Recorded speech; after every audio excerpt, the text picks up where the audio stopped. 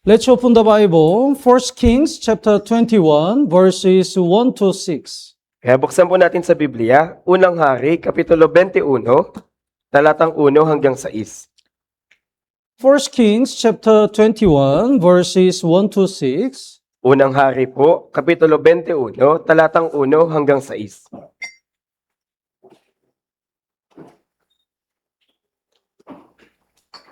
With Brother Ian, we're gonna read alternatively.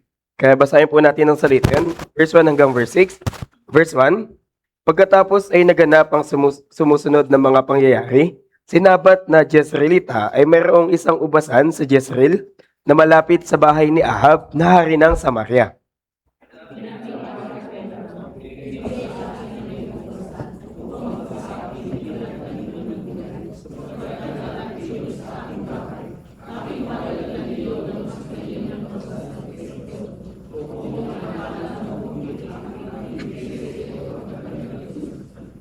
Verse 3, ngunit sinabi ni Nabat kay Ahab, huwag ipahintulot ng Panginoon na aking ibigay sa iyo ang pamana ng aking mga ninuno.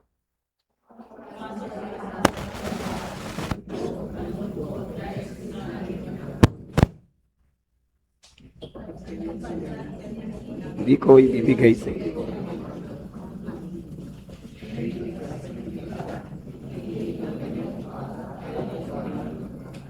Verse 5, ngunit si Jezebel na kanyang asawa ay pumaroon sa kanya at nagsabi, bakit ang iyong diwa ay bagabag at ang ayaw mong kumain ng pagkain?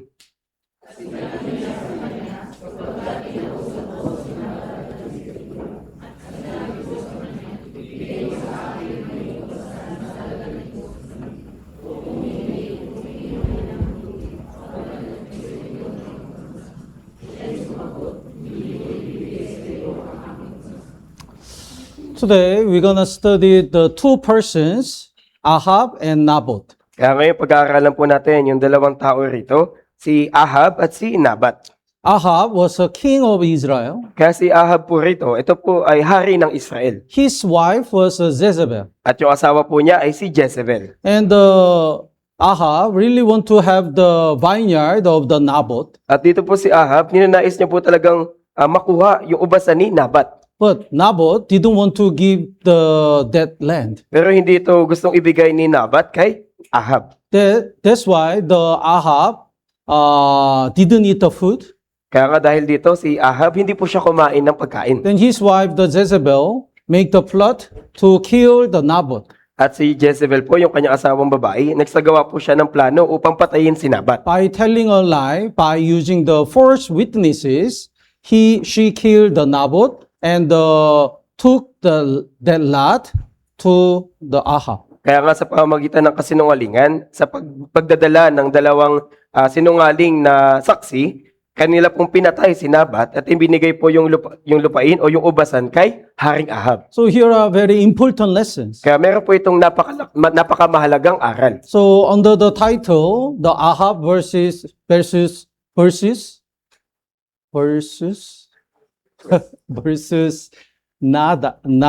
Naboth, we're gonna study the lessons. Kaya yung pamagat po ng aral po natin ngayon ay yung tungkol po kay Ahab laban kay Nabat. The verse 1, would you read again? Verse 1 and 2, would you read again? Verse 1, pagkatapos ay naganap ang sumusunod na mga pangyayari, si Nabat na Jezreelita ay mayroong isang ubasan sa Jezreel na malapit sa bahay ni Ahab na hari sa Samaria. Verse 2, sinabi ni Ahab kay Nabat, ibigay mo sa akin ang iyong ubasan upang mapasa akin bilang taniman ng gulay, sapagkat malapit iyon sa aking bahay. Aking papalitan iyon ng mas mainam na ubasan kaysa roon, o kung inaakala mo mabuti, aking ibibigay sa iyo ang halaga niyon sa salapi. So Ahab is king. Kaya si Ahab po, siya po'y hari. So he has everything. Kaya lahat ng bagay ay sa kanya. But he wants more. Pero nagnais pa siya ng higit pa. So he showed the life of unsaved people. Kaya ito po yung nagpapakita sa buhay ng mga hindi ligtas. People want more and more, but they never satisfied. Kaya sila po yung mga tao na nagnanais ng higit at higit pa, pero hindi sila nakokontento. They try to fill their desire through the worldly things. Kanilang ninanais na mapunan yung kanilang pagnanasa gamit yung mga makasanlibot kasalikotang bagay. But we have a spirit. Pero di ba, meron tayong espiritu. That's why until we recover the relationship with God through the forgiveness of sins, we cannot be satisfied truly. Kaya hindi tayo tunay na makukontento hanggang sa ating mapanauli yung ating tunay na relasyon sa Diyos sa pamamagitan ng kapatawaran ng mga kasalanan. So even though the king Ahab had everything, he wants the small vineyard of the Naboth. Kaya nga dito, kahit na meron lahat ng pag-aari si Aring Ahab, kanya pa rin pong hinangad yung maliit na ubasan ni Nabat. Even though the many people have the many things, they want more and more. They never satisfy. Kaya ganito rin po, kahit yung mga tao, meron na sila ng maraming mga bagay, pero mas higit sila nagnanais, pero hindi sila nakokontento. In John chapter 4 verse 13 says, Jesus answered and said to the Sulamite woman, whoever drinks of this water will thirst again. Kaya sabi ni Jesus sa 1 Kapitulo 4, talata 13, ang bawat uminom ng tubig na ito ay muling mauuhaw. Even though we drink water, later we thirst. Kaya di ba kahit na uminom tayo ngayon ng tubig, maya-maya lang, mauuhaw ulit tayo. Even though we have more and more, if we don't get salvation, if our spirit is not filled with the love of Jesus, we thirst again. Kaya ganito rin po, kapag tayo po'y hindi ligtas, kahit na magkaroon tayo ng maraming mga bagay at magnais ng higit pa, hindi tayo tunay na makukontento hanggat sa ating mapanauli yung ating relasyon kay Jesus, tayo ay mauuhaw ulit. In chapter 4, in John chapter 4, there was a Sulamite woman, Kaya dito po sa 1 Kapitulo 4, meron pong babaeng Samaritana. Samaritan woman, sorry. And she got divorced 5 times. At yung babaeng Samaritana po na ito ay nahiwalay sa kanyang 5 asawa. Then she was living with the 6th husband. At ngayon meron po siya, at siya po ay patuloy na nabubuhay sa kanya pong pang-6 na asawa. But when Jesus said, bring your husband, she said, I don't have a husband. Pero nang sabihan ni Jesus sa kanya na, dalhin mo dito yung asawa mo, ang kanyang sagot, wala akong asawa. Why? Kaya bakit kaya?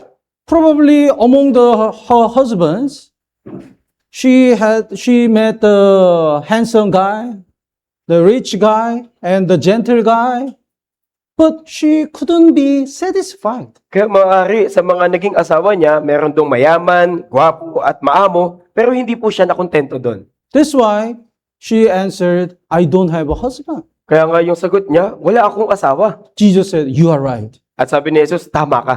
The man whom you live together is not your husband. Sinabi ni Jesus sa kanya, dahil yung kinakasama mo ngayon ay hindi mo tunay na asawa. It means that anyone can feel your spirit. Kaya ibig, Nobody can feel your spirit. kaya ibig sabihin dito ni Jesus na walang sino man yung makakapuno ng iyong pagnanais sa Espiritu. King Solomon had everything. Kaya si Haring Solomon, di ba, meron siya ng lahat ng bagay. But after he enjoyed everything, he said, the vanity of vanity. Pero pagkatapos niya magpakasasa sa lahat ng mga bagay, ang pinakahuli niyang sinabi, walang kabuluhan ng walang kabuluhan. Let's look at the Ecclesiastes chapter 5.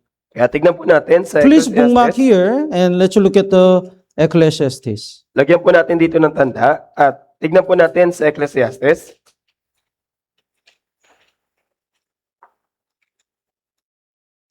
Ecclesiastes chapter 5, verse 10. Chapter 5 po, verse 10.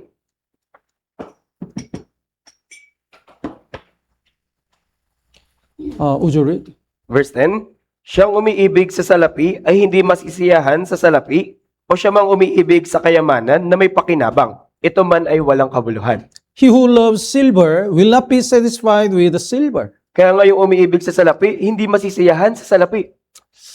One of the richest men in the world is Rockefeller. Kaya nga po yung isa sa mga pinakamayamang tao sa buong mundo ay yung mga Rockefeller. His money is more than the budget of some countries. Kaya nga yung kanya pong kabuuan ng pera ay higit pa sa kabuuan ng pera ng isang bansa. But when he had the interview, somebody asked, you had a lot of money, then if you have how much? If you have how much? Can you satisfy? Kaya nga, diba, kaya nga may isang interview na nagtanong sa kanya na, di ba marami ka ng pera? Kaya hanggang sa gaanong halaga yung pinakamagiging kontento ka na magkakaroon ka. Then he answered, just a little bit more. At yung sagot niya po dun sa tanong na kaunti pang halaga. So he's a super rich man, but he want more. Kaya nga siya po ay sobrang yaman na pero gusto niya pang makakuha pa ng higit pa. So with the silver, with the money, people never be satisfied. Kaya nga sa pamagitan ng salapi, walang tao man yung masisiyahan. The King Ahab had everything, but he never satisfied. Kaya dito rin po si Haring Ahab, meron na po siyang lahat ng mga bagay pero hindi po siya nakokontento. So if you try to be peaceful and satisfied and thankful with the money, you cannot find the way. Kaya nga kung ninanais mo ng kapayapaan, ng ganun din ng labis na pagpapasalamat, gamit yung pera, hindi ka po masisiyahan. But when we get salvation, when our heart is full of God's love, we are satisfied. Pero Truly. sa oras na tayo po ay maligtas, kung atin pong maunawaan yung tunay na pag-ibig ng Diyos, doon lamang po tayo tunay na masisiyahan. Let's look at the Psalm number 17. Kaya tignan po natin sa awit. Mga awit po, 7. Psalm number 17, verse 14 and 15. Awit 17 po, talata 14 hanggang 15.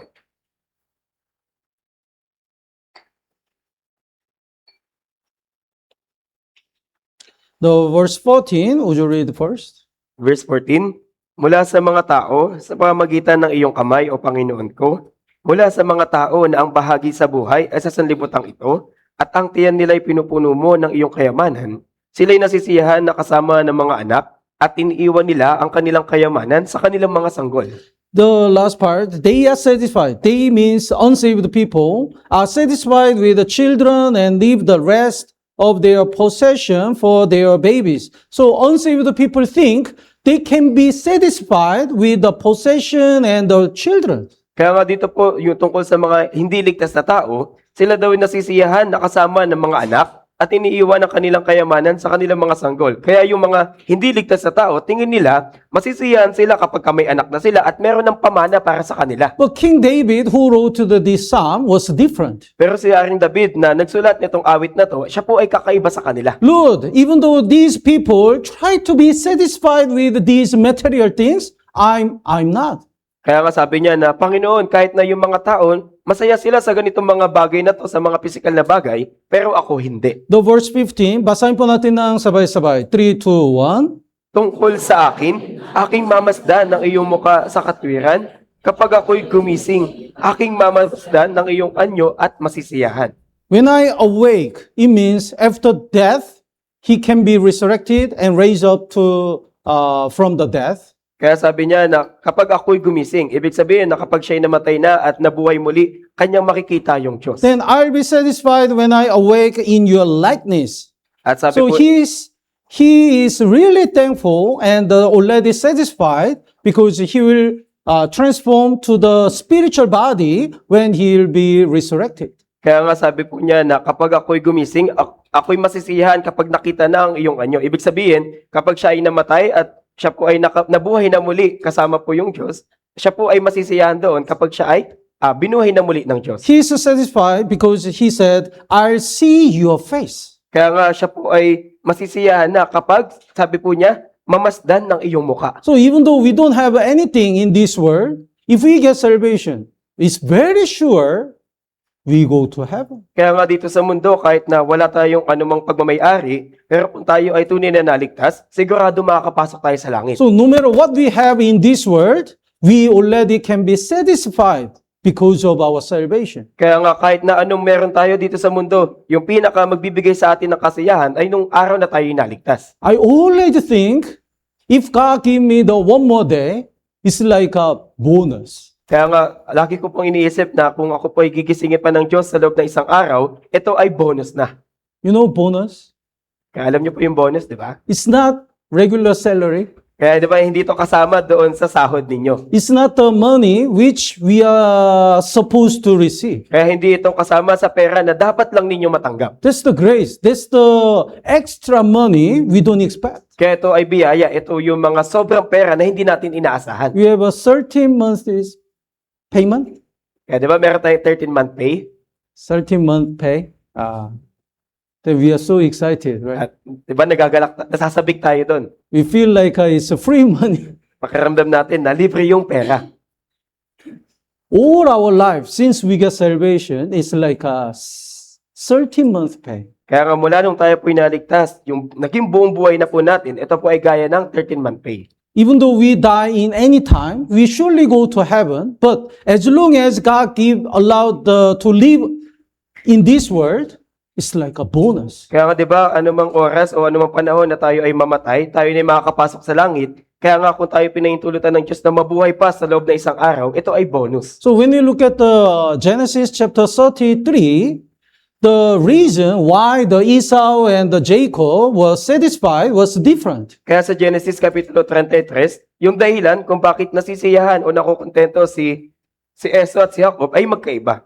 Esau said, I have enough because I have so many fortunes and animals. Ang sinabi ni Esau na ako ay nasisiyahan na dahil marami na akong pagmamayari at marami na rin akong mga hayupan. And Jacob said, I also have enough because God is with me. Pero ang sabi ni Jacob, ako din ay nasisiyahan na dahil ang Diyos ay kasama ko. So David, even though he became a king, he didn't want to grab everything. Kaya di ba si Haring David, kahit na siya ay hari na, ayaw niyang kunin yung lahat ng bagay. He wanted to use his everything to build the temple. Kundi kanya pong ninais na magamit yung lahat ng meron siya para itayo yung templo. Because he knows his whole life is like a bonus. Dahil alam niya na yung kanyang buong buhay ay gaya lang ng bonus.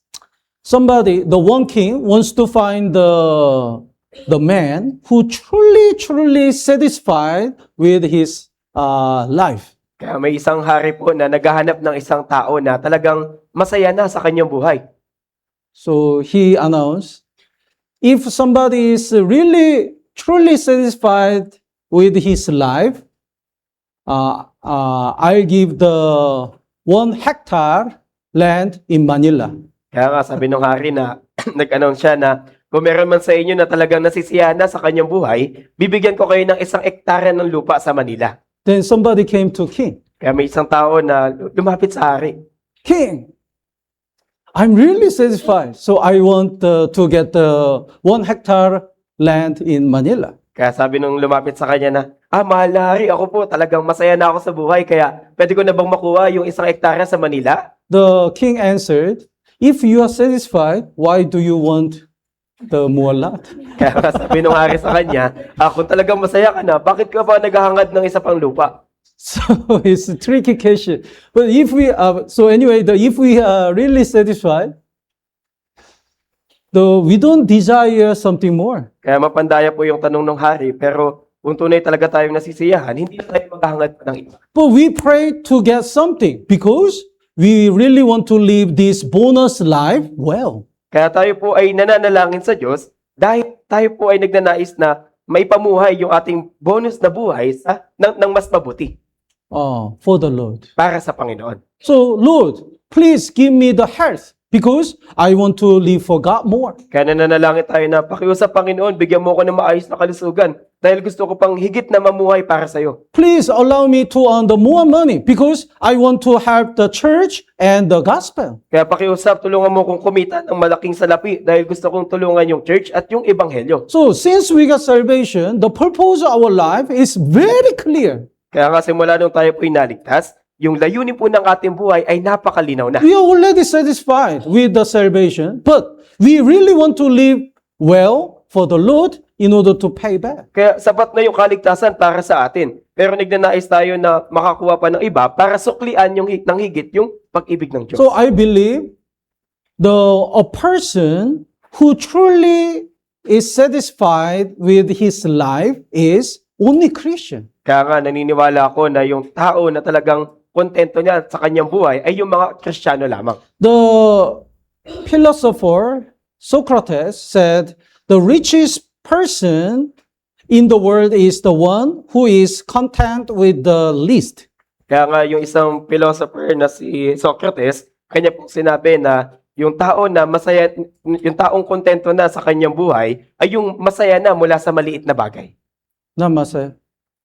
The richest person. Yung sabi po ni Socrates na yung yung taong pinakamayaman ay yung kontento na mula sa maliit na bagay. So this man, even though he has a lot of money, he's not satisfied. Kaya dito may isang lalaki na kahit malaki na yung pera niya, hindi pa siya masaya. Then he think he's not rich. At tingin niya na hindi siya mayaman. And this man, even though he has a small, he is satisfied. Then to him, he is the richest man. Kaya nga may isang lalaki na kahit kaunti lang yung pera niya, pero masaya na siya doon, kaya para sa kanya, mayaman na siya. So we are satisfied not depending on what we have. Kaya tayo ay makukontento lamang, hindi dahil sa kung ano yung meron tayo. We are satisfied depending on our heart. Masisiyahan, yung tunay na kasiyahan o tunay na kakontentuhan ay depende sa ating puso. We are satisfied depending on how much we are thankful of what we have. Tayo ay makukontento lamang kung gaano tayo nagpapasalamat sa kung anong meron tayo. Let's look at the Hebrew chapter 11. Kaya tignan po natin sa Hebreo, Kapitulo 11. Hebrew chapter 11, verse 24. Kapitulo 11 po, talatang 24.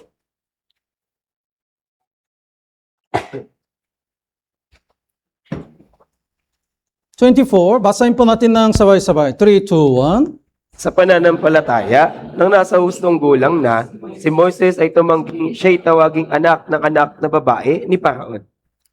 Moses was a son of Pharaoh. He was adopted. Kaya nga po si Moises, siya po ay anak na babae ni Paraon, siya po ay ampon. But he refused.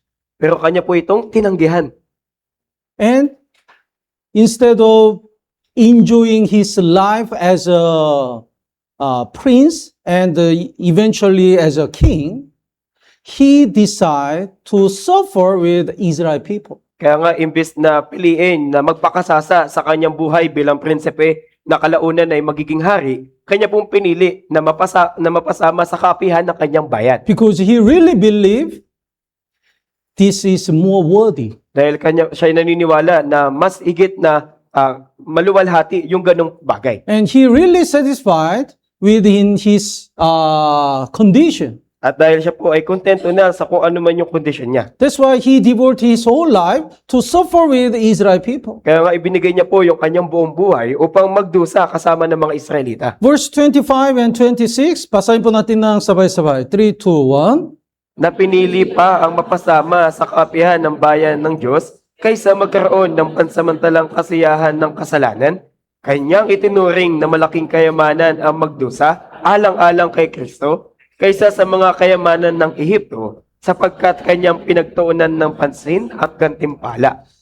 When he was called as a prophet, as a leader of Israelite, he already knew probably that his rest of life is a bonus. Kaya nga po maaari nung tinawag po siya bilang propeta o bilang mamumuno para sa mga Israelita, maaaring inisip niya na yung kanyang mga natitira buhay ay bonus na. So instead of enjoying the something in this world, he decided to follow the Lord. Kaya nga imbis na magpakasaya sa mga bagay ng sanlibutan, siya po'y nagpasya na sumunod sa Panginoon. Think about this. What if there is a son of president? Kaya nga isipin niyo po ito, paano kaya kung meron ditong anak ng presidente? Bongbong Marcos' son. Kaya anak po ni Bongbong Marcos. And I want to be careful to mention about politics because somebody like, somebody don't like. But anyway, here is a son of president. Kaya ganyan pa man, nandito po yung anak ng presidente. Then he can be a next president. There's a high possibility. Kaya may malaking posibilidad na siya yung susunod na presidente. That time, what if the church called him as a pastor? Pero paano kaya nung panahon na yon, tinawag po siya ng church bilang pastor. Then if he give up, Moses he did like this. He gave up to become a king, and he decided to be used by God more. Kaya ganito po yung ginawa ni Moises. Kanya pong tinanggihan yung pagiging hari at kanya pong pinili na higit na magamit ng Diyos. He really believed this is worthy. At naniniwala talaga siya na mas mahalaga po yung bagay na yun. The king Ahab was not satisfied in what he has. Kaya dito po si Haring Ahab, hindi po siya nakukontento sa kung anong meron siya. That's why he really want to get the more, the like land of vineyard of the Naboth. Kaya nga nagnasa pa siya ng higit pa, gaya ng lupa ng ubasan ni Nabat. Because of that greedy heart, he failed in his life. Kaya dahil po sa sakim niyang puso, siya po'y nabigo sa kanyang buhay. His end was so terrible. Kaya yung kanya pong naging katapusan talaga pong napakasama. Let's go back to the 1 Kings chapter 21. Kaya balikan po natin, Unang Hari, Kapitulo 21. 1 Kings chapter 21 verse 4. Sa talatang 4, Basahin po natin ng sabay-sabay. 3, 2, 1. pumasok si Ahab sa kanyang bahay na yamot at malungkot dahil sa sinabi ni Nabat na Jezreelita sa kanya. Sapagkat kanyang sinabi, hindi ko ibibigay sa iyo ang pamana ng aking mga ninuno. Siya'y nahiga sa kanyang higaan, ipinihit ang kanyang muka at ayaw kumain ng pagkain. The Naboth said, I'll not give you the inheritance of my fathers. Kaya sinabi sa kanya ni Nabat na hindi ko ibibigay sa iyo yung pamana ng aking mga ninuno. Then King Ahab lie down on his bed and turn away his face. At si Haring Ahab po, yung ginawa niya, siya po ay humiga sa kanyang higaan at ipinihit ang kanyang muka. So can you imagine? It's so funny. Kaya di ba naisip niyo pa, nakakatawa siya. He's doing like this. Kaya ganito mo yung ginawa niya. Then he didn't eat. At hindi po siya kumain. Lord, please eat something. Sinabi sa kanya na, mahal na Hari, pakiusap, kumain ka naman. No, because Ayoko. I don't get the vineyard. Ayoko, hindi ko nakuha yung ubasan na yun eh. He looks so childish. Kaya mukha po siyang isip bata. Even small things, because of small tiny things, he didn't eat and turn away his face. Kaya dahil po sa napakaliit na bagay, hindi po siya kumain at ipinihit niya yung kanyang mukha. Then verse 7, let's read it together. 3, 2, 1. Sinabi ni Jezebel sa kanya, ikaw ba ngayon ang namamahala sa kaharian ng Israel? Bumangon ka at kumain ng tinapay at pasahin mo ang iyong puso. Ibibigay ko sa iyo ang ubasan ni Nabat na Jezreelita. You now exercise authority over Israel. Kaya sinabi sa kanya na, ikaw ba ngayon ang namamahala sa kaharian ng Israel? So Jezebel means, it means you are a king. Ibig sabihin po ni Jezebel dito na, di ba ikaw yung hari? Then why you act like a child? Kung ngayon, bakit ka umaasta na parang bata? When we get salvation, we become a king. Kaya nung tayo po naligtas, tayo po ay naging gaya ng hari. We become the children of God and the bride of God. Kaya tayo po ay naging mga anak ng Diyos at tayo din po yung babaeng ikakasal para sa Diyos. And we become a royal priest. At tayo din po ay naging mga magigiting na pari ng Diyos. That's why, if we are king, we should act like a king. Kaya nga kung tayo ay hari, dapat tayong umasta na gaya ng hari. If we are Christian, we have to live like a Christian. At kung tayo ay Kristiyano, dapat tayong mabuhay gaya ng Kristiyano. Otherwise, other unsaved people will say, why you act like a child? Kung hindi, sasabihin ng mga hindi ligtas sa atin na, bakit ka umaasta na parang bata? Of course, when we get salvation, we are not perfect. Kaya di ba nung tayo din po inaligtas, hindi tayo perpekto. But we should be trained and should grow up more and more to live like a king, real king. Pero dapat po tayong matuto o masanay at higit na lumago pa at mamuhay na parang hari. Even though after 5 years, even after 5 years or 10 years, if he's a still child, something wrong. Kaya nga kahit na gumugol na ng 5 taon, 10 taon, pero isip bata pa rin, di ba may mali dito? As much as we grow up in the church, our heart must be wider and our faith must be deeper. Kaya nga kung paanong lumalago tayo sa loob ng church, yung puso po dapat natin ay mas lalong nagiging maluwang at yung ating pananampalataya ay nagiging malalim. Let's look at the 2 Corinthians chapter 6. Kaya tignan po natin sa 2 Korinto, Kapitulo 6. 2 Corinthians chapter 6. 2 Kalawang Korinto, Kapitulo 6,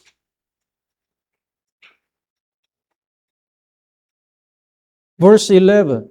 sa talatang 11, Verse 11 and 12.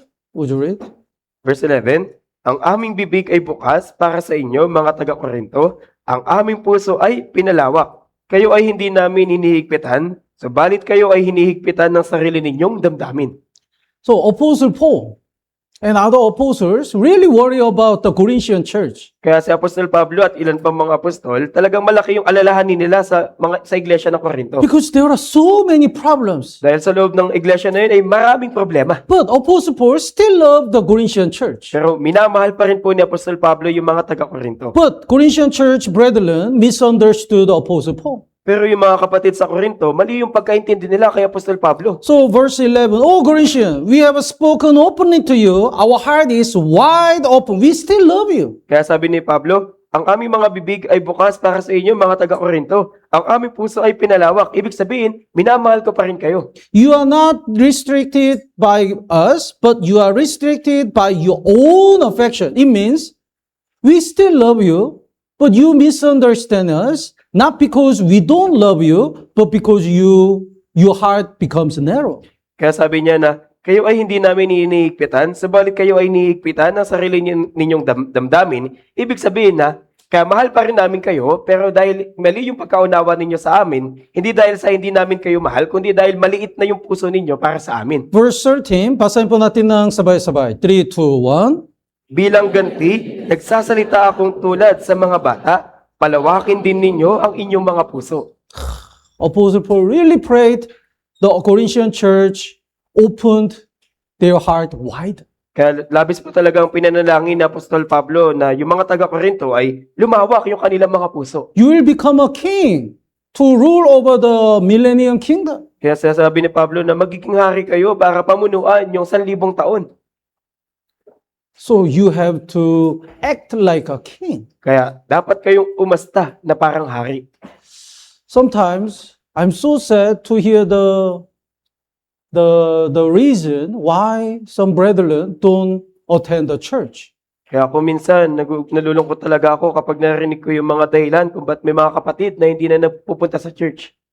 And when they shared I still remember one sister didn't attend the church for 3 years in Korea.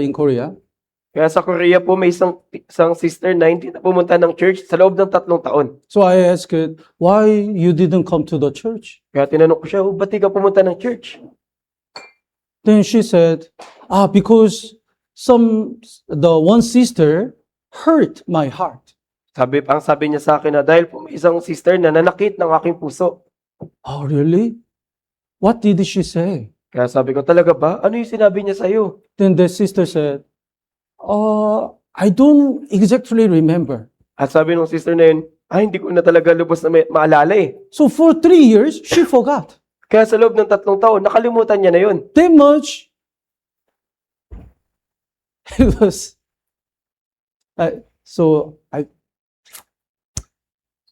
honestly, is there the reason why we cannot abide in the church for 3 years?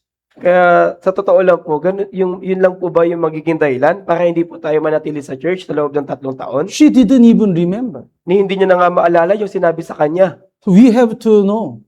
As much as we grew up, our heart must be open wider. Kaya dapat po nating malaman na kung paano tayong lumalago, dapat din pong mas lumalawak yung ating puso. We are the children of God and royal priest and the bride of Jesus Christ. Kaya tayo po'y anak ng Diyos, maharlikang pari ng Diyos, at tayo din po yung babaeng ikakasal para kay Kristo. If we are Christian, we have to live like a Christian. Kaya kung tayo ay Kristiyano, dapat tayong mamuhay gaya ng Kristiyano. But Ahab was very childish. Pero si Ahab po, siya po ay isip bata. But Naboth was different. Pero si Nabat, kakaiba po siya. Let's go back to 1 Kings chapter 21. Kaya balikan po natin, Unang Hari, Kapitulo 21.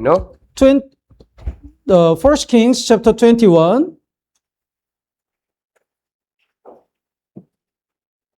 The verse 2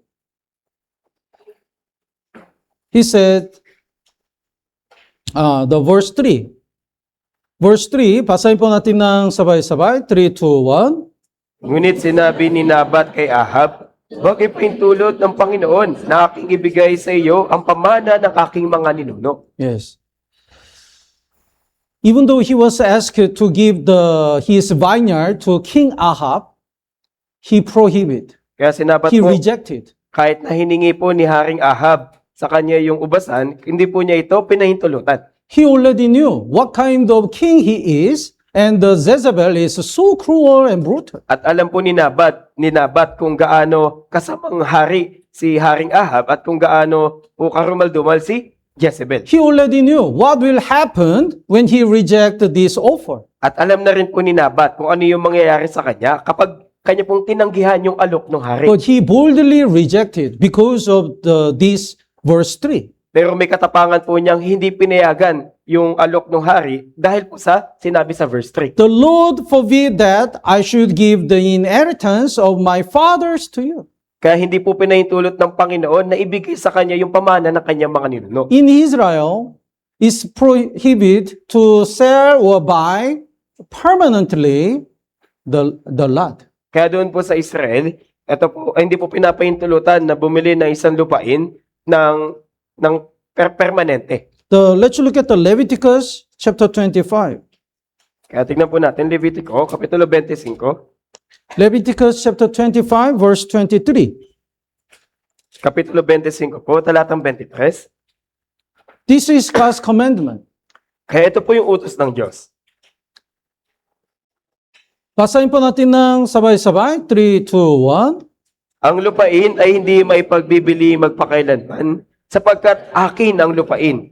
Kayo'y mga dayuhan at nakikipamayang kasama ko. God didn't allow to sell the land. Kaya hindi po pinahintulot ng Diyos na magbenta ng lupain. Because God said, the land is mine. Dahil sabi ng Diyos, sapagkat akin ang lupain. So in order to protect the God's land, Naboth didn't want to sell it. Kaya para po maingatan yung lupain ng Diyos, hindi po pinayagan ni Nabat na ito ay maibenta. In order to protect the God's land, even though he could be killed, he refused King Ahab. Kaya nga, para po maingatan yung lupain ng Diyos, kahit kapalit po yung buhay niya, kanya pong tinanggihan yung haring si Ahab. So Ahab and Naboth, their way is really different. Kaya nga yung paraan o daan ng pamumuhay ni Haring Ahab at ni Nabat ay talagang magkaiba. Even though the Ahab is king, he looks like a so child. Kaya si Haring Ahab kahit na siya ay hari, mukha po siyang bata. Even though the Naboth is just an ordinary man, he looks so matured and firm. Kaya si Nabat kahit na siya ay ordinaryong tao lamang o lalaki lamang,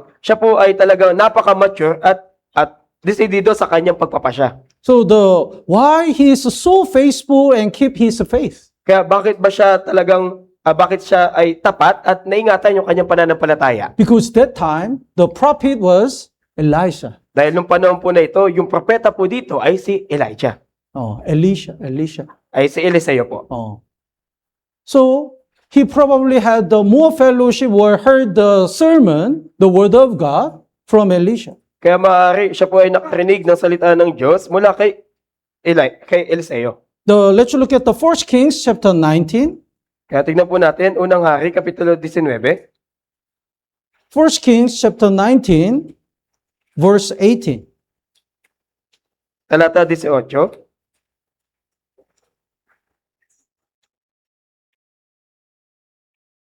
Elisha was so depressed because he couldn't see the fruit. Kaya si Elias po, siya po talaga, Elia. Oh. kaya siya po ay labis na nanlumo dahil wala po naging bunga yung kanyang pagpapagal.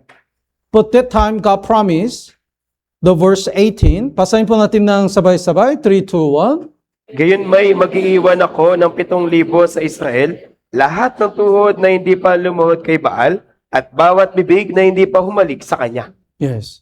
It means even though all people follow the word and kneel down before the Baal, Gentile God, I protect the 7,000 people Kaya who ibig, keep the faith to me. kaya ibig sabihin po nito na kahit na yung lahat ng tao doon sa Israel ay sumunod sa sanlibutan at lumuhod kay Baal na Diyos-Diyosan ng mga hintil, kanya pong iningatan yung 7,000 Israelita na iningatan yung kanilang pananampalataya. So probably one of the 7,000 is Naboth. Kaya maaari, yung isa sa 7,000 ito ay si Nabat. No matter even though all people stood in the side of Ahab and Jezebel, Naboth stood in the side of God. Kaya nga kahit maraming tao yung pumanig doon kay Haring Ahab at kay Jezebel, si Nabat po, siya po ay tumayong panig sa Diyos. So even though you kill me, I cannot sell this land because this land is the land of God. Kaya nga sinabi niya na kahit napatayin mo pa ako, hindi ko ibibigay sa iyo yung lupain na ito dahil yung lupain ito ay pagmamayari ng Diyos. Even these days, there are two kinds of people. Kaya maging sa panahon po natin, may dalawang uri ng tao. Those who stand in the side of the world or man, or those who stand in the side of God. Yung mga tao na nakatayong panig doon po sa sanlibutan at sa tao, at yung mga taong nakatayong panig sa Diyos. The born-again Christian, even though they are persecuted and have the many trials and difficulties, they want to stand in the side of God. Kaya nga yung mga ipinanganak na muling mga Kristiyano, kahit na sila ay inuusig, maraming kahirapan at mga pagsubok, lagi po silang tumatayong panig sa Diyos. True braveness is not feeling any fear. Kaya yung tunay pong katapangan, hindi po ito yung hindi ka natatakot. Naintindihan po? In the Bible, even though be brave, it doesn't mean we never feel any fear. Kaya sa Biblia, sinasabi dito na maging matapang ka, hindi ibig sabihin nito na huwag ka nang matakot. We can be fearful. Kaya maaari pa rin po tayo matakot. But by relying on God, we overcome. That's the true braveness. Pero sa pamagitan ng pagsampalataya doon sa Diyos, tayo ay magtatagumpay. Ito po yung tunay na katapangan. We know we are not brave. Kaya di ba alam natin na hindi tayo matapang? That's why we pray a lot. Lord, please give me the courage Kaya nga labis tayo nananalangin sa Diyos na pakiusap, Panginoon, bigyan mo ako ng katapangan to stand in the side of God. upang makatayo ako sa panig ng Diyos. Let's look at the 1 Samuel chapter 17, Kaya tingnan po natin sa unang Samuel, Kapitulo 17, verse 4. Kapitulo 17 po, talatang 4. Here is a Goliath, Kaya narito po si Goliath. chapter 17, verse 4. Would you read? At lumabas mula sa kampo ng mga Pilisteo ang isang pangunahing mandirigma na ang pangalan ay Goliath na tagagat, na ang taas ay 6 na siko at isang dangkal. So his height, if we can compute, his height is almost 3 meter. Kaya kung ating susumamuin yung kanyang tangkad, halos 3 metro po. So little bit higher than me. Kaya halos konti lang yung tangkad niya sa akin. Brother here on left. 3 meter. Wow. And his armor is almost 60 kilogram. At yung kanya pong baluti ay halos 60 po yung bigat nito. So that much he is strong. Kaya Because ganito, can you imagine? You carry the 60 sacks of rice and the fight. kaya ibig sabihin, labis po siya talagang napakalakas dahil halos bumubuhat po siya ng isang kabang bigas at nakikipaglaban. But his armor was 60 kilogram, but he fight with that armor. Kaya kahit na 60 kilogram yung kanyang baluti, pero nakikipaglaban siya, bit-bit iyon. And his spear, only spear, is 7 kilogram. At yung kanya pong sibat ay 7 kilogram. So he's so strong and so big. So who's gonna win? Kaya napakalakas na niya, napakatangkad pa niya, kaya sino magtatagumpay laban sa kanya? David is a small boy. At si David po, maliit lamang po siyang bata. Maybe when he look at the Goliath, he look at like this. Oh, Kaya maaari, nung tinignan niya si Goliath, ganito niya siya tinignan. I don't think he never felt any fear. Kaya tingin ko, iniisip ko na hindi siya tingin ko, hindi pwedeng hindi siya nakaramdam ng takot. Even though he is afraid, he rely on God more than his fear. Kundi kahit natatakot siya, masigit po siyang nagtiwala doon sa Diyos upang mapagtagumpayan yung kanyang takot. But those who look at the appearance only were so afraid. Pero yung mga tao na nakatingin labang doon sa anyo ni Goliath, labis po silang natatakot. Let's look at the verse 11. Kaya sa verse 11, When the Saul and all Israel heard this word of the Philistine,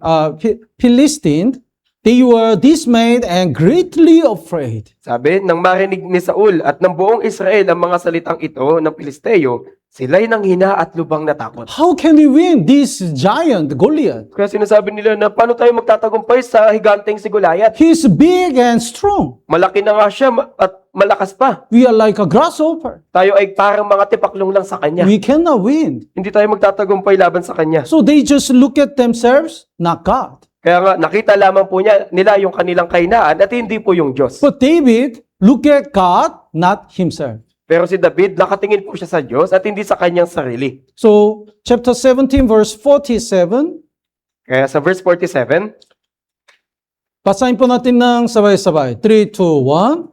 at upang malaman ng buong kapulungang ito na hindi nagliligtas ang Panginoon sa pamamagitan ng tabak o ng sibat, ang labanang ito ay sa Panginoon at ibibigay niya kayo sa aming kamay. Yes. The victory is in the hands of God. At sabi, ang pagtatagumpay ay nasa kamay ng Diyos. That's why he boldly threw the stone, through the slingshot. Kaya may katapangan po niyang ibinato yung bato gamit po yung tirador. He did his best about what he can do. Kaya sa panig niya, ginawa niya yung lahat ng kanyang makakaya sa kung ano yung kakayahan niya. He trained himself. Kaya niya pong sinanay yung kanyang sarili. So he used to use the slingshot. Kaya kanya pong naging nakagisnan na gumamit ng tirador. But at that time, who drive the stone? Pero sa pagtira niya noon, sino yung gumabay doon sa bato? Exactly to the forehead of the Goliath. Eksakto po doon po sa noo ni Goliath. God drive. Kaya yung Diyos po yung gumabay doon. So he did his work, and God used his best to achieve his work. Kaya nga ginawa ni David yung lahat ng kanyang makakaya at ginamit ng Diyos yung kakayahan ni David upang maisagawa yung kalooban ng Diyos. So even though we are afraid, we do our best. Kaya nga kahit natatakot po tayo, gawin po natin yung lahat natin makakaya. Then, for the rest of the work, God will do. At yung mga natitira pang gawain, yung Diyos na yung bahala doon. For evangelize, sometimes we are afraid. Kaya diba sa pag-evangelize, minsan natatakot tayo. Sometimes we are persecuted, At kung minsan tayo ay inuusig, especially the sisters or the mothers group, unsaved husband or other family really persecute not to go to the church. lalo na yung mga mothers group natin na minsan hindi sila pinapayagan ng kanilang mga asawang lalaki o kanilang pamilya na pumunta sa church. When she tried to offer the tithe or offering, the husband got mad. At kapag ka nagbibigay siya ng ikapo o ng handog, yung kanyang asawang lalaki nagagalit. Then the high school brethren, when they come to the church, sometimes parents don't allow it. At kung minsan sa mga kabataan, kapag ka pupunta sila sa church, minsan hindi sila pinapayagan ng kanilang mga magulang. That time, which side will you stand? Kaya sa mga panahong yun, kaninong panig ka tatayo? In the side of man or world, or in the side of God? Sa panig ba ng tao o ng sanlibutan o sa panig ng Diyos? Even though we are afraid, we believe the victory of the battle is in the hands of God, not by the sword or spear. Kaya nga kahit natatakot tayo, naniniwala tayo na ang pagtatagumpay ay sa kamay ng Diyos, hindi sa pamamagitan ng espada o ng sibat. So David and Ahab were really different. Kaya nga si Nabat at si Haring Ahab, lapis po talaga silang magkaiba. Like Naboth, we have to stand in the side of God. At gaya ni Nabat, dapat din po tayong tumayong panig sa Diyos. Let's go back to 1 Kings chapter 21, Kaya balikan po natin yung unang hari, Kapitulo 21, verse 5. sa verse 5 naman po. 5 and 6, would you read? Ngunit si Jezebel na kanyang asawa ay pumaroon sa kanya at nagsabi, "Bakit ang iyong diwa ay bagabag at ayaw mong kumain ng pagkain?" At sinabi niya sa kanya, "Sapagkat kinausap ko si Nabat na Jezreelita at sinabi ko sa kanya, ibigay mo sa akin ang iyong ubasan sa halaga nitong salapi. O kung hindi, kung iyong minamabuti, papalitan ko sa iyo ng ibang ubasan." Siya'y sumagot, "Hindi ko ibibigay sa iyo ang aking ubasan." The King Ahab spoke what he's not supposed to speak. Kaya dito po, si Haring Ahab, kanya pong binanggit yung salitang hindi niya dapat sinabi. The when he shared, probably before he shared, he already knew what kind of personality the Jezebel has. Kaya bago niyo po sabihin yung pangyayaring ito kay Jezebel, kilala niya po yung pag-uugali ni Jezebel. Jezebel killed so many God's prophets. Kaya si Jezebel po, kanya pong pinatay yung napakaraming propeta ng Diyos. She's a Gentile woman. She brought the idolatry into Israel. Kaya siya po ay babaeng hintil at kanya pong dinala yung pagsamba sa Diyos doon po sa Israel. She's like a poison. Kaya gaya po siya ng isang lason. But King Ahab shared that story. That's why the Jezebel make the plot to kill Naboth. At dahil binahagi po ni Ahab yung pangyayaring ito kay Jezebel, siya po ay nagplano ng paraan upang patayin po si Nabat. We should be very careful even when we talk to our family. Kaya ganito rin po, dapat po tayo mag-ingat maski po sa pakikipag-usap sa ating pamilya. Let's look at Micah. Kaya tignan po natin sa Mikas. Micah chapter 7 verse 5. Mikas po, Kapitulo 7, talatang 5.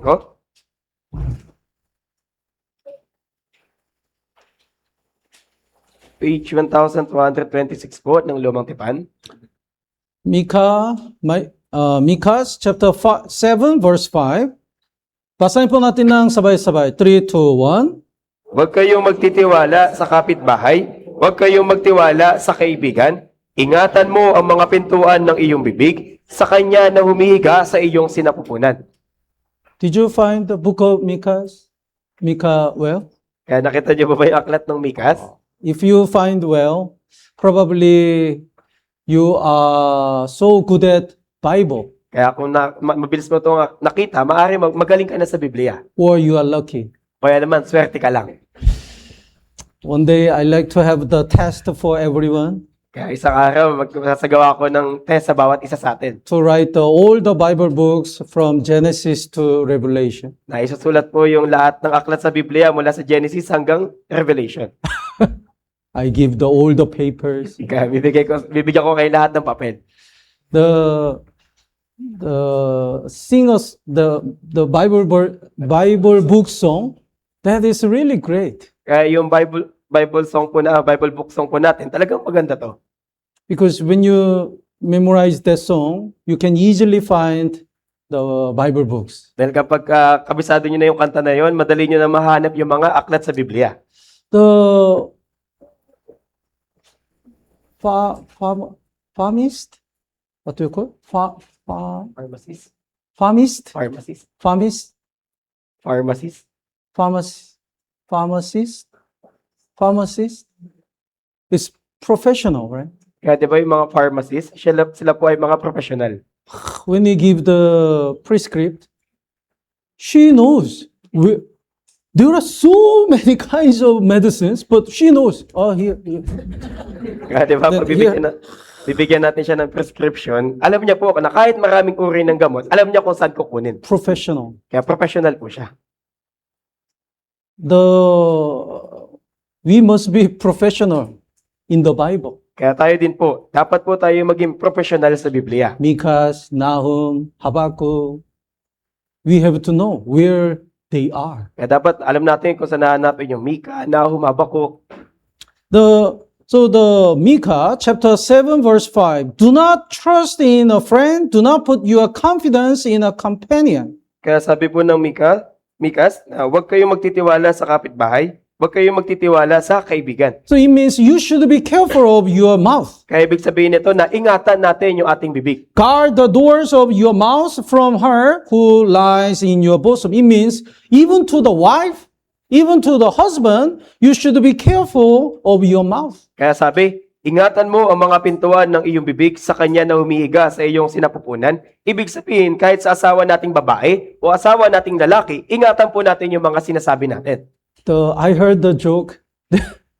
There are two, I cannot say things, but two beings,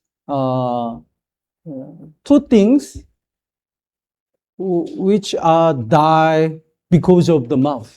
Kaya nga po meron daw pong dalawang bagay na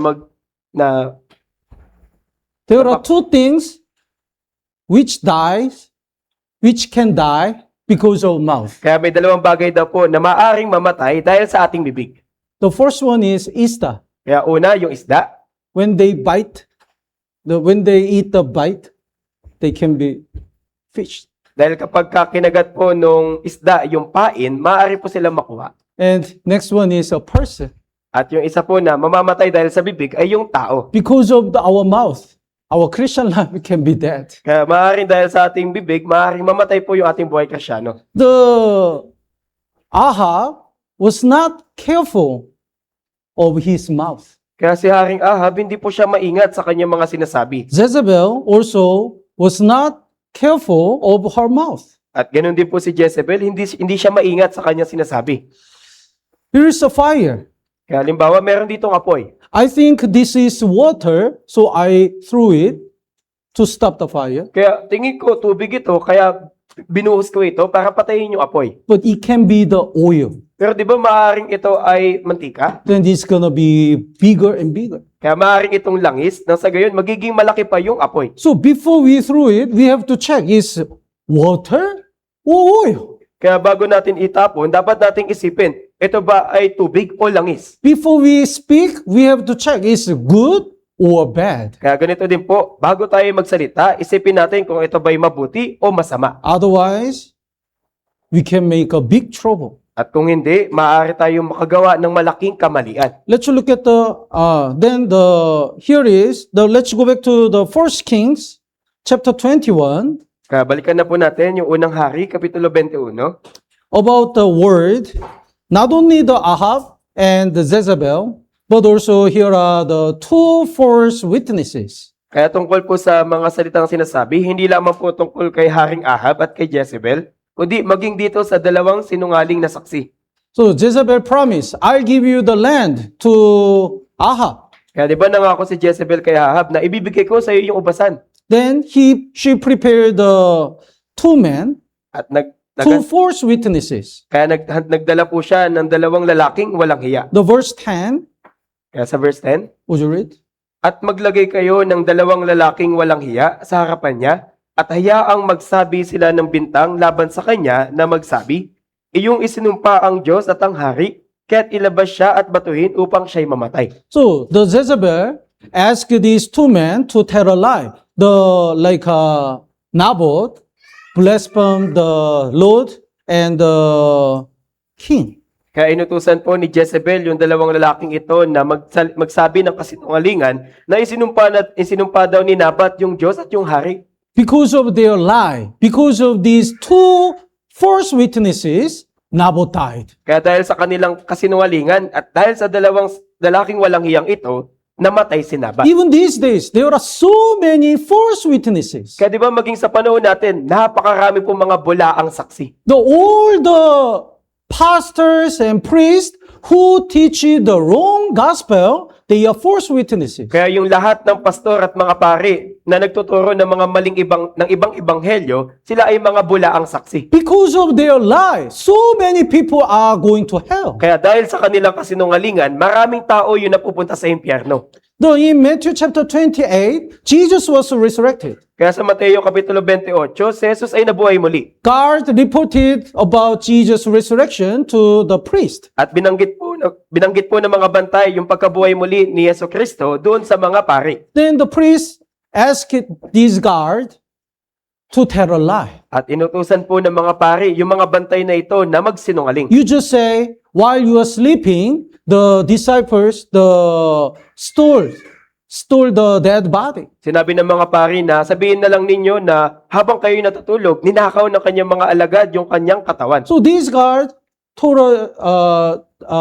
a lie. Kaya yung mga bantay na ito, sila'y nagsinungaling. So Bible says, even until now, some people believe that the disciples stole the dead body, not Jesus was resurrected. Kaya nga, sabi po ng Biblia na maging sa panahon po natin ngayon, maraming tao pa rin po na naniniwala na yung mga alagad ni Jesus ay ninakaw yung katawan ni Jesus. Still, there are so many liars. Kaya maging sa panahon natin, marami pa rin po yung mga sinungaling. The biggest liar, greatest liar is Satan. At yung pinakadakilang sinungaling ay si Satanas. Even though you eat the fruit of the knowledge of good and evil, you never die. Kaya sinabi na kahit kainin mo yung pagkakilala ng mabuti at masama, hindi ka mamamatay. The many pastors and priests said, through our good works, we go to heaven. Kaya maraming mga pastor at mga pari na nagsasabi na sa pamagitan ng mabuting gawa, makakapasok ka sa langit. If you pray a lot, you will be blessed, you will be forgiven and go to heaven. Sinasabi nila na kung patuloy kang mananalangin, ikaw ay patatawarin ng Diyos at makakapasok ka sa langit. They are all liars. Kaya sila pong lahat ay sinungaling. They are false witnesses. Sila po yung mga bulaang saksi. Some churches deny the Trinity. At may ilang iglesia pa na tinatanggihan yung Trinidad ng Diyos. God the Father, God the Son, God the Spirit, they are one God, even though they are different. Kaya nga yung Diyos Ama, Diyos Anak at yung Diyos Espiritu, sila ay isang Diyos na may magkakaibang anyo. That's the one of the most important doctrine in the Bible. At ito po yung pinakamahalagang aral o turo dito po sa Biblia. But they deny the Trinity because the Satan really want to deny Jesus is God. Pero tinatanggihan nila yung Trinity ng Diyos dahil ninanais ni Satanas na si Jesus ay hindi tunay na Diyos. Because of their lie, so many people are dying. Kaya dahil po sa kasinungalingan nila, maraming tao yung namamatay. But we are true witnesses. Pero tayo yung mga tunay na saksi. We preach the truth. Ating ipinapangaral yung katotohanan. We preach the true gospel. Pinapangaral po natin yung tunay na ebanghelyo. So what if at that time, instead of two witnesses, if they were a true witness, they probably said, no, Nabot never say that. Nabot is righteous. Kaya paano kaya nung sa mga panahong ito, imbis na may dalawang sinungaling yung humarap, kundi dalawang tapat yung humarap sa kanya at sinabi na hindi yung totoo, si Nabat ay hindi sinabi yung bagay na yan. Then true witness could save the Nabot. At maaari yung dalawang tapat na saksi na yon, may maliligtas nila si Nabat. In these days, we need the true witnesses. Kaya sa panahon din po natin, kailangan po natin ng mga tunay na saksi. Even though all people say they can get salvation by their work, we have to boldly say, we get salvation only by faith. Kaya kahit na may mga tao magsasabi sa atin na maliligtas lang tayo sa pamamagitan ng gawa, dapat nating may katapangan sabihin na maliligtas tayo gamit ang pananampalataya. Let's look at the Acts chapter 22. Kaya tignan po natin sa mga gawa, Kapitulo 22, Acts chapter 22, verse 15. 22 po, Kapitulo 15. Gawa, Kapitulo 22, talata 15. Acts chapter 22, verse 15. Basahin po natin ng sabay-sabay. 3, 2, 1. Sapagkat magiging saksi ka niya sa lahat ng mga tao tungkol sa mga bagay na iyong nakita at narinig. Yes. We are true witnesses. Kaya tayo po ay mga tunay na saksi ng Diyos. So that's why we have to witness, testify what we have seen and heard. Kaya dapat din po natin patotohanan yung mga bagay na nakita at narinig natin. We already saw how Jesus sacrificed. Kaya di ba nakita na natin kung gaano nagsakripisyo si Jesus. We already heard what Jesus said in the cross. At narinig na rin po natin kung ano yung sinabi ni Jesus sa krus. He said, it is finished. Ang sinabi niya, tapos na o naganap na. We already heard that all our sins were already forgiven. Narinig na natin na yung lahat ng ating mga kasalanan ay napatawad na. That's why we have to boldly deliver this good news to other people. Otherwise, they are going to hell. Kaya nga dapat na may katapangan po nating banggitin yung katotohanan na ito sa ibang mga tao dahil kung hindi, patungo po sila sa impyerno. Let's go back to 1 Kings chapter 21, Kaya balikan po natin yung unang hari, Kapitulo 21, verse 25. sa talatang 25 po.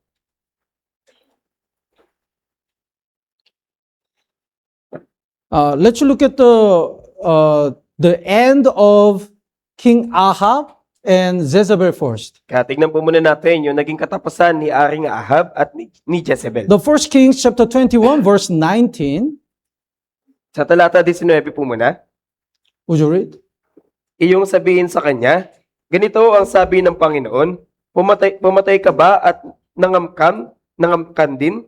At iyong sasabihin sa kanya, ganito ang sabi ng Panginoon, sa dakong pinaghimuran ng mga aso ng dugo ni Nabat, ay hihimurin ng mga aso ang iyong dugo. So the God prophesies, dogs shall lick your blood, even yours. Kaya propesiya po ng Diyos na hihimuran ng mga aso yung dugo ni Nabat. And verse 23, At sa, this is the prophecy about Jezebel. at sa verse 23, ito po yung propesiya tungkol kay Jezebel. The dog shall eat the Jezebel by the word of Jezreel.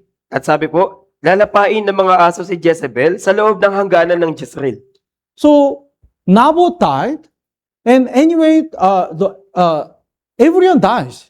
Kaya di ba si Nabat, nung namatay si Nabat, lahat din po ay namatay. So Naboth died, and Ahab and Jezebel died. Kaya namatay po si Nabat at maging si Haring Ahab ay namatay at si Jezebel ay namatay din kalaunan. But the important thing is, what kind of death it is. Pero yung mahalaga po yung kamatayan dito ay kung saan ba ano yung dahilan ng ating kamatayan. Even though everyone dies, what kind of end we will face on? Kaya That kahit, is important. kaya kahit na lahat ng tao ay darating din sa kamatayan, pero sa kung paano ba tayo namatay, ito po yung mahalaga. The Naboth's death was so precious and honorable. Kaya yung kamatayan po ni Nabat, ito po ay napaka marangal at napakamahalaga. But death of Ahab and Jezebel was so terrible and miserable. Pero yung kamatayan po ni Haring Ahab at ni Jezebel, talaga po nakakapanlumo at ito po ay napakamiserable. Because it's depending on what kind of heart they have and what kind of person they were close. Dahil yung kanilang naging kamatayan po ay nakadepende sa kung ano yung kanilang naging puso at kung anong uri o kung saang tao o kung sinong tao ba yung kanila pong naging malapit. Let's look at the 1 Kings chapter 21 verse 25. Kaya tingnan po natin unang hari kapitulo 21 talatang 25. 25. This is today last verse. Basahin po natin ng sabay-sabay. 3, 2, 1. Walang gaya ni Ahab na nagbili ng kanyang sarili upang gumawa ng kasamaan sa paningin ng Panginoon na inudyukan ni Jezebel na kanyang asawa. So, Ahab, the Bible says, he sold himself. Kaya sinabi ng Biblia na ibinenta ni Ahab yung kanyang sarili. That's why the Jezebel, his wife, stir him up. At sinabi po na si Jezebel, yung kanyang asawa, siya po ay naudyukan. So, their end was so miserable. Kaya yung kanila naging katapusan ay napaka-miserable. Here are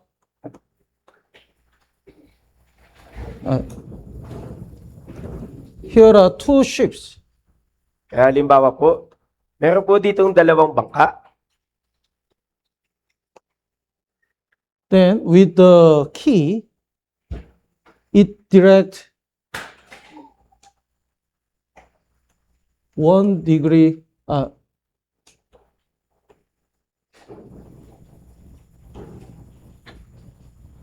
1 degree this way, and this one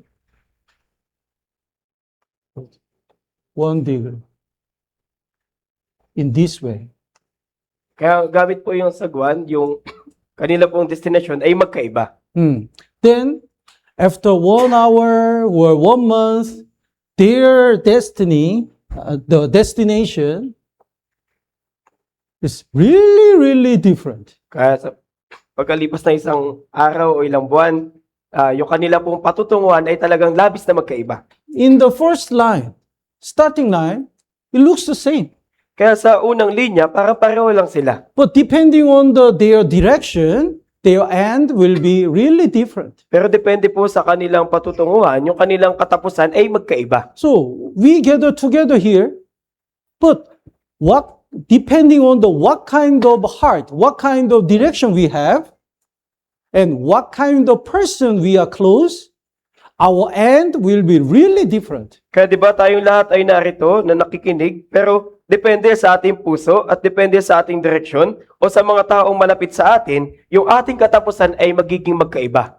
So, our end can be more glorious, Maari yung maging katapusan natin ay maluwalhati, and our end can be more miserable. o kaya naman yung maaring katapusan natin ay napaka-miserable. The Ahab really close to the Jezebel. Kaya si Ahab, malapit po siya kay Jezebel. Naboth really close to the Elisha, At si Nabat naman ay malapit kay Elias. Eliah. So that's why their end are really different. Kaya nga yung kanilang naging katapusan ay talagang magkaiba. In which side will you stand? Kaya kaninong panig kayo tatayo? In the side of the man and world or in the side of God? Sa panig ba ng sanlibutan at ng tao o sa panig ng Diyos? And what kind of witness will you be? At anong uri ng saksi yung gusto nyo maging? What kind of word will you deliver? At anong uri ng salita yung sasabihin ninyo? So depending on that, our end will be different. Kaya depende sa ating pagpili, yung ating katapusan ay magiging magkaiba. So I really hope and pray that we all go together to the end. Kaya umaasa at nananalangin ako na sama-sama po tayong magpatuloy hanggang sa katapusan. Tama po ba? Let's pray together. Manalangin na po tayo.